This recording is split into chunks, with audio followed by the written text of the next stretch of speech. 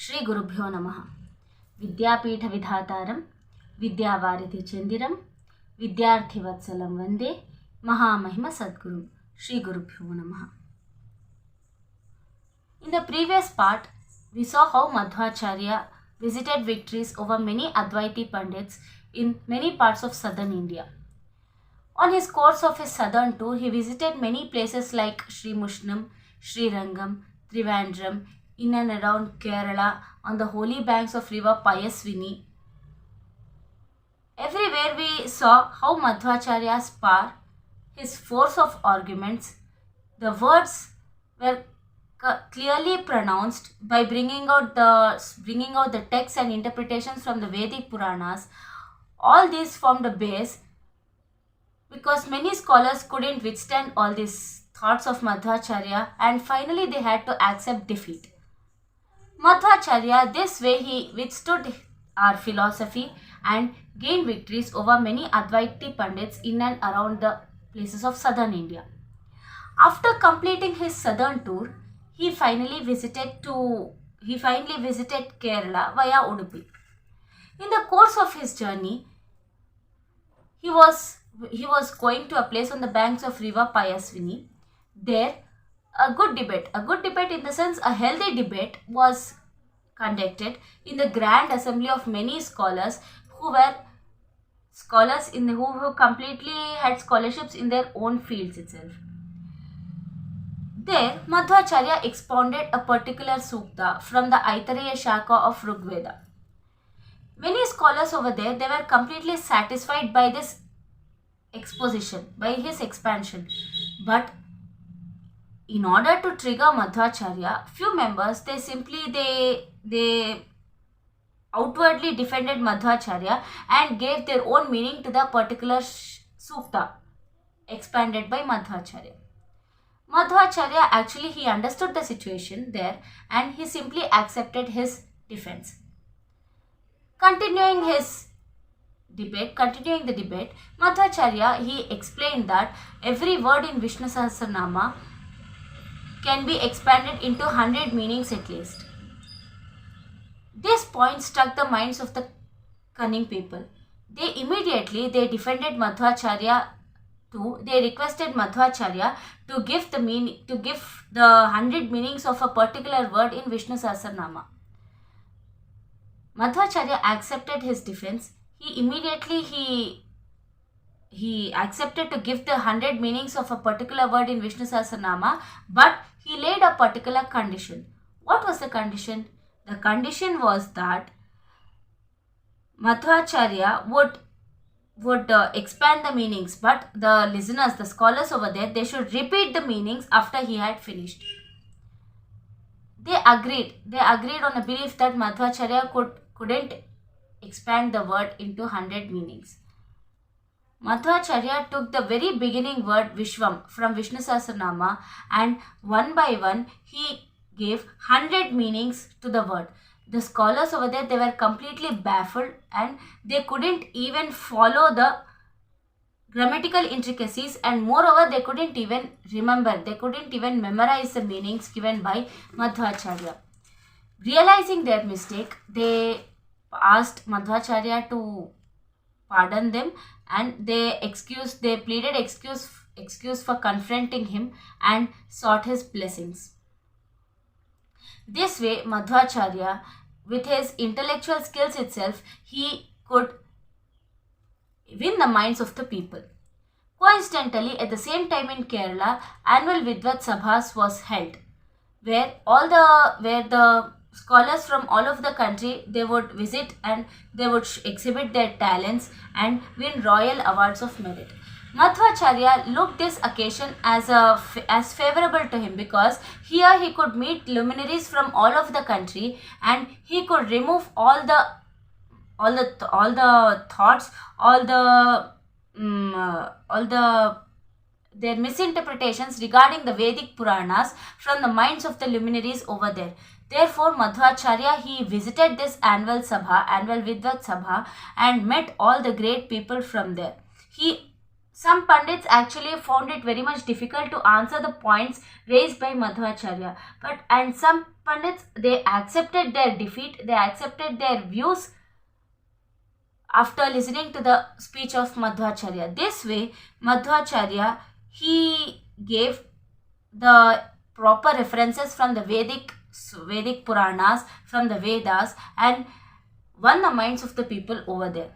On another occasion, during the stay at Kerala, there arose a controversy over the meaning of the word apala.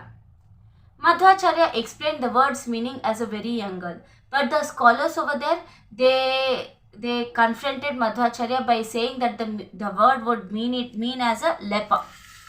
Madhvacharya simply he didn't try to confront the scholars. He simply explained that. He simply said that a great scholar would come in the very some time, and he himself would confirm the same.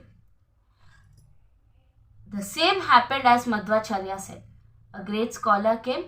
He confirmed the meaning of the word apala as a very young girl. This actually baffled the scholars over there, because Madhvacharya was very much profoundly scholar, and his prophetic vision that the scholar would come, this point actually baffled. Actually, everyone were puzzled by the Madhvacharya's great prophetic vision. This way, Madhvacharya, he shone like a pleasant moon in the galaxy, and slowly he completed his southern tour and he visited Udupi. After returning from his tour, he came to a conclusion. This actually is a turning point, because from visiting the complete areas of southern India, Madhvacharya came to a conclusion that all the minds of the people, they were completely puzzled as to which philosophy would take a person to the salvation, which philosophy would clearly explain the supremacy of God, which philosophy is completely explains the supremacy of the divine being. So Madhvacharya, he came to a conclusion that he had to redeem the Vedic scriptures from the mishandling and misinterpretations of the people, of the minds of the people by ignorant men. So he took a vow that and believed that Lord Vedavyasa would himself give him the way to accomplish this task. He became determined to go to Badri.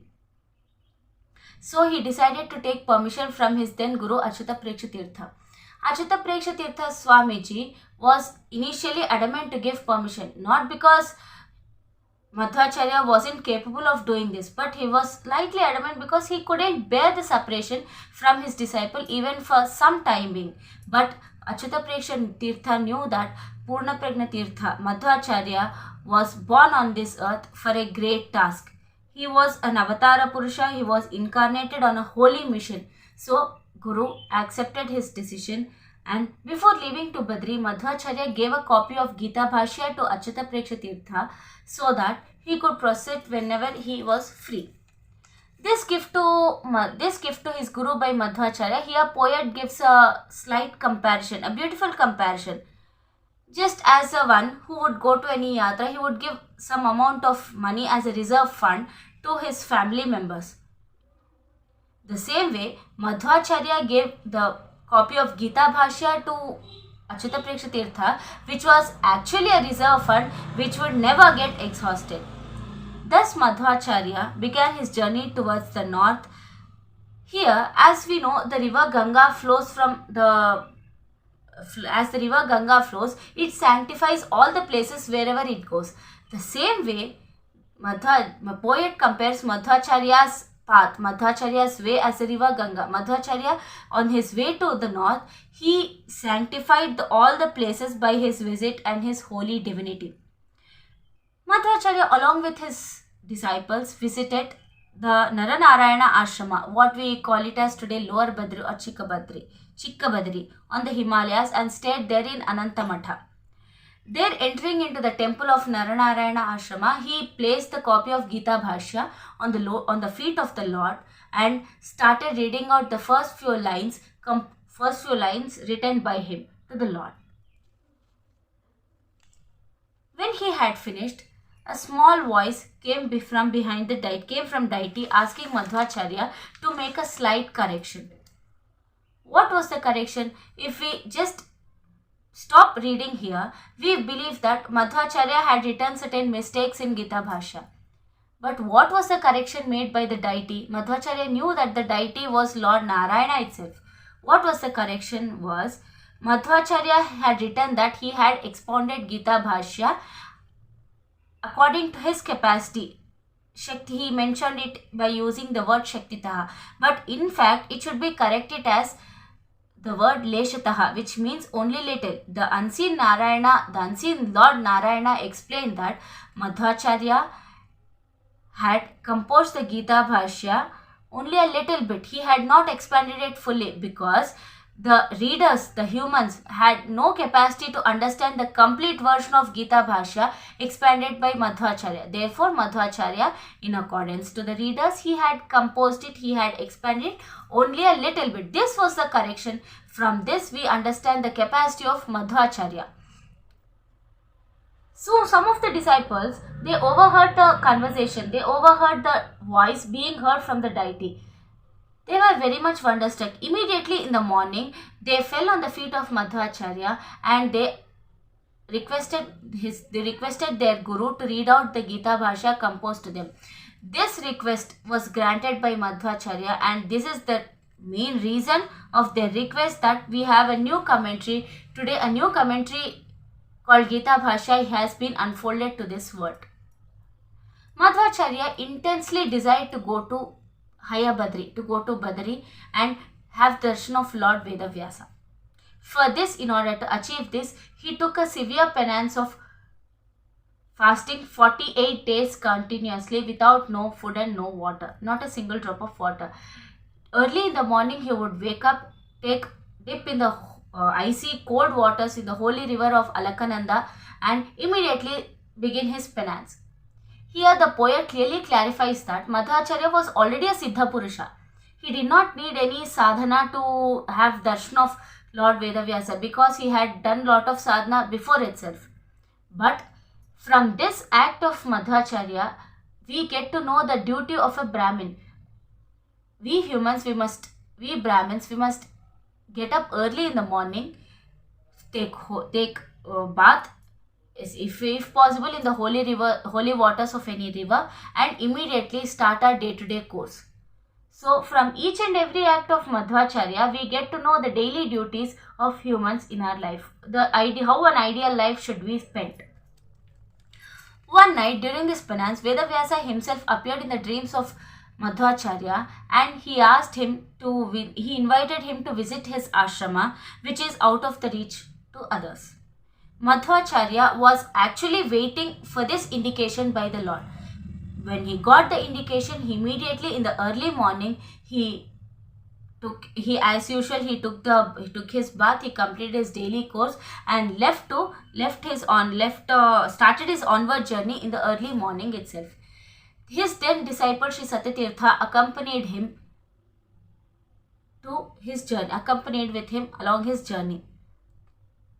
But as we know, as time passed, in the mid-afternoon, Madhwacharya's pace was nowhere matchable to the pace of Satyatirtha. Satyatirtha, at a particular junction, he could nowhere see Madhwacharya in his front. Madhwacharya at this junction understood that Satyatirtha's capacity was finished and he simply turned back. He waved his hand as a signal to return back. This single wave of Madhwacharya, it brought a powerful gust of wind and the powerful wind threw Satyatirtha back to Anantamatha. Within a muhurta itself, Satyatirtha narrated this wonderful experience to his mates, and the fellow mates everywhere, they were very much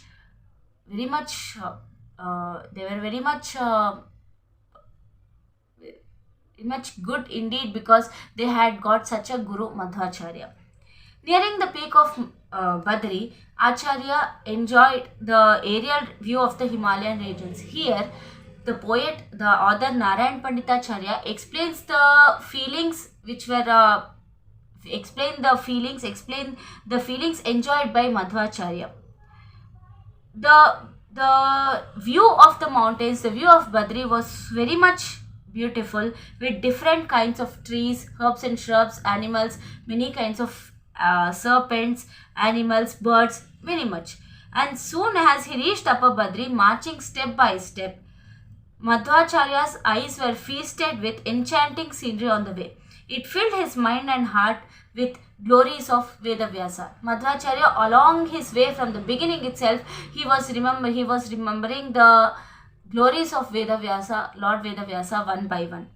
Vedavyasa, the most gracious Lord, the embodiment of Purna Ananda, with all glittering ornaments surrounding his body, a most charming, beautiful figure whose feet many saints would actually they would prostrate themselves and render their seva at the holy feet of Lord Vedavyasa. Madhwacharya was very much fortunate enough to have darshan of such gracious Lord Vedavyasa. In this sarga, Narayana Panditacharya narrated the story by bringing out the beauty of Badri Kshetra, and in the next part we get to know the interaction between Lord Vedavyasa and Madhwacharya. Here in this part we get to know the very literary beauties of the sarga. We find that the author has a masterate in vocabulary, and diction of his work is nowhere less to any other Mahakavya. The beauty of these verses can be enjoyed only by solely reading the original text with all the commentaries. This way, we get to know how Madhwacharya, he understood in the sense he already knew his vision, he was adamant on his vision, and in order to complete his vision, he visited the Lord Vedavyasa, who resided in the Badri Kshetra. Shri Krishna Arpanamastu.